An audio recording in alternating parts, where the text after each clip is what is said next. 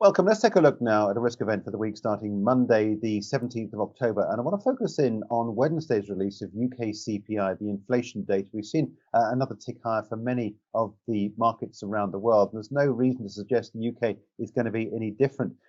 Last month, you'll remember that the British Consumer Price Index fell for the first time in almost a year in August as a drop in fuel prices offered some unexpected relief for the markets. Households, of course, under great strains in terms of personal balance sheets. Annual consumer price growth slowed to 9.9% from July's 40-year high of 10.1%.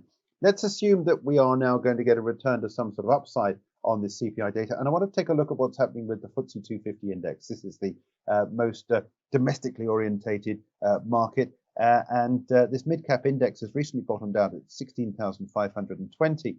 Which closed this little bit of a gap that we saw back in May 2020.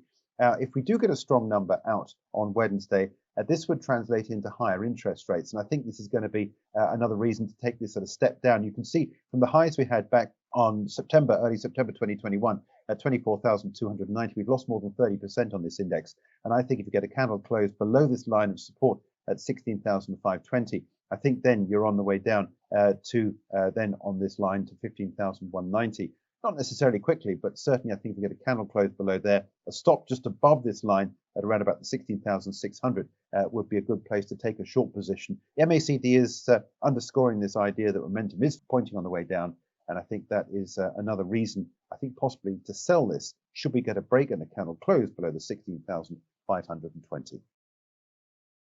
For more videos from us here at IGTV, join us on Twitter at IGCom, Instagram, and subscribe to our YouTube channel.